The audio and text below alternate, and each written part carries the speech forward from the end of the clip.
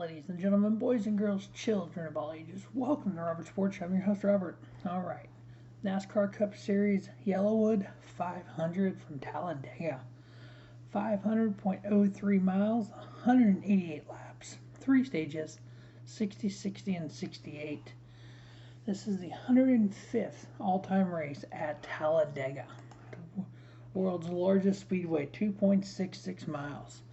NASCAR started racing there in 1969, and they've almost 2 races a year ever since. This will be the second race of the round of 12. Now at Talladega, Roger Penske Racing has won 5 of 7 of the October races, 4 of 8 of the spring races, so 9 out of the last 15 races at Talladega have been won by Penske Racing. So as we look at the playoffs, Talladega is just a wild card. You know, who knows what's going to happen. Denny Hamlin, he won last week at Vegas. He's on the Elite 8 no matter what. So he has basically a free Talladega and a free Roval to gain some points and not really be hurting at all going into the Elite 8. Kyle Larson, he's plus 57. Kyle Busch, plus 35. Martin Truex Jr. plus 31, Ryan Blaney plus 24, Chase Elliott plus 22, Joey Logano plus 6, Brad Keselowski plus 4. Kyle Larson at plus 57. You can earn 60 points in a race. 10 points in stage 1, 10 points in stage 2, and 40 points in the final stage.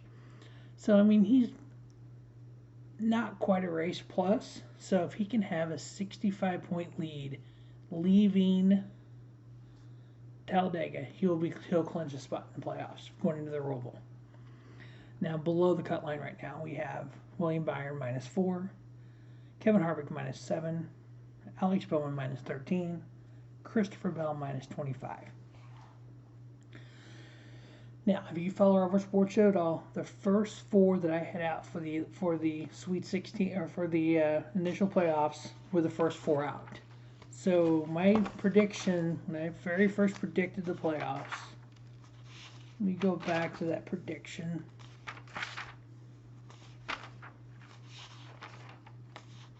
Yeah, Cup Series prediction. I had Eric Almirola, Tyler Reddick, Kurt Busch, Michael McDowell out in the first round. Boom, dead on.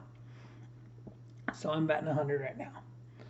Now, after the second round, Las Vegas, Talladega, and the Roval, Charlotte, I had Christopher Bell, Joey Logano, Kevin Harvick, and Kyle Busch all out. Right now, Kyle Busch is plus 35. Joey Logano is plus 6. Harvick is minus 7. And Christopher Bell is minus 25. Now, the 4 that I have going on to the final 4 at Homestead. Kyle Larson, plus 57. He's looking good. At least get to the Elite 8. Martin Truex Jr., plus 31. He's looking okay. Chase Elliott plus 22. And then William Byron, I have him going all the way to the championship 4, and he's currently minus 4. So he's got some work to do at Dega and at the Roval. Now, this year, it's been a wild year. We have 3 drivers that have been in the top 10 at the Daytona 500 and then the Geico 500, which was the first Talladega race. Kevin Harvick finished 4th in both of them. Michael McDowell finished 1st and 3rd, and then Austin Dillon finished 3rd at Daytona and 8th at Talladega. The last 3 Talladega races. Before we get there, we're going to look at the top 10 from the spring from Talladega. Brad Keselowski, which, on my picks, you can look it up right here on Robert Sports Show. I picked Brad Keselowski to win. I picked Talladega.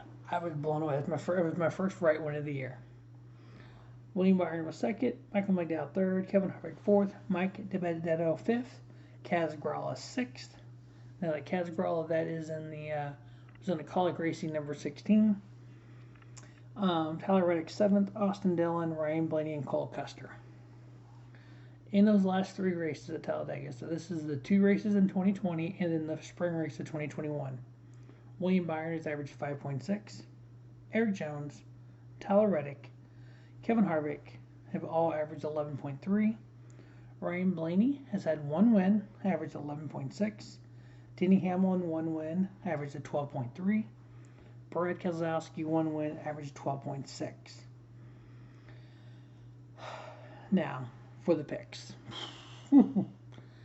Talladega is so expect the unexpected.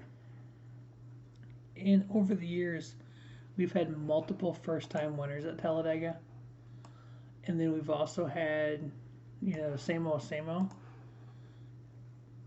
I mean, if you look at the history of this race, Denny Hamlin won this race last year. Ryan Blaney, Eric Almirola, Logano won back-to-back years. Penske won 4 straight. 2 with Brad Keselowski, 2 with Logano. Clint Bowyer won back-to-back with Richard Childress. Brian Vickers, Jeff Gordon, back-to-back Hendrick Motorsports. The Earnhardts won 3, 4, 5 out of 6. Michael Waltrip won the other one. If you even go back farther, Jimmy Spencer got his first career win here. I think it was his second career win. I think he won the 400 at Daytona. Then Bobby Hillin Jr. back in 86. Ron Bouchard. Lenny Pond back in 78. James Hilton. So yeah, you've had some, Richard Brickhouse. He was the first ever winner of the fall race at Talladega. That was his only NASCAR win. James Hilton, I think that was his only NASCAR win, if I remember correctly. No, he had 2 wins. He won at Richmond and he won at Talladega. Dick Brooks, I think he had a few wins over the years.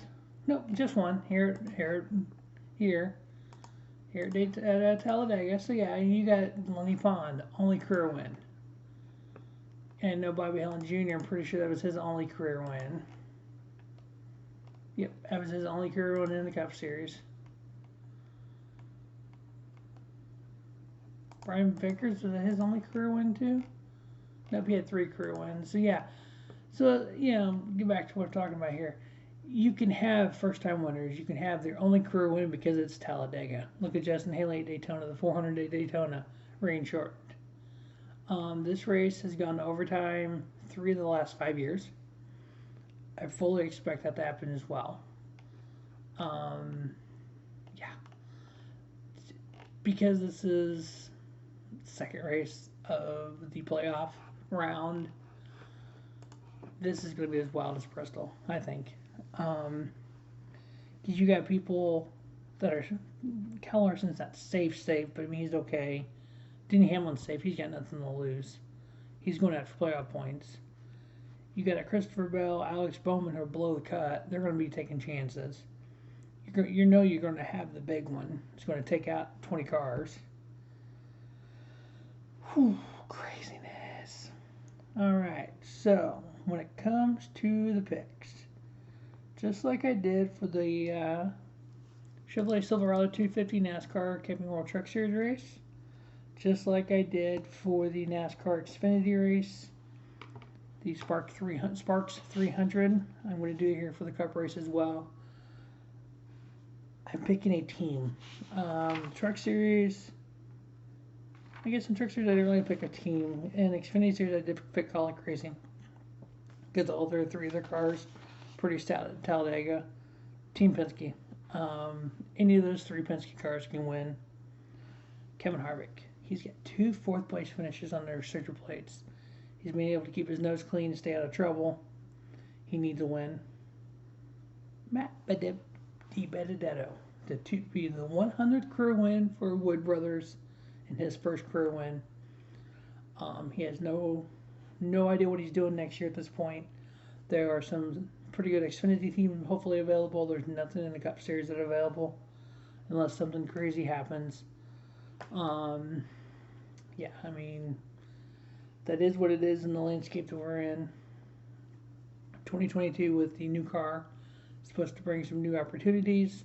I think those new opportunities won't be available probably until 2023, or won't be viable opportunities.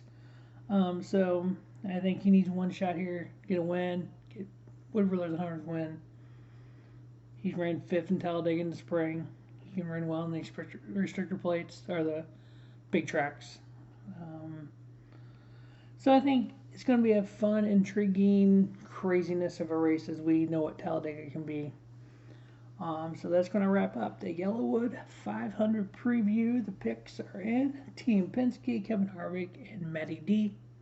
As always, thanks for watching our Sports Show. Make sure you check out the Sparks 300 Xfinity race preview in the Chevrolet Silverado 250 NASCAR Camping World Truck Series race.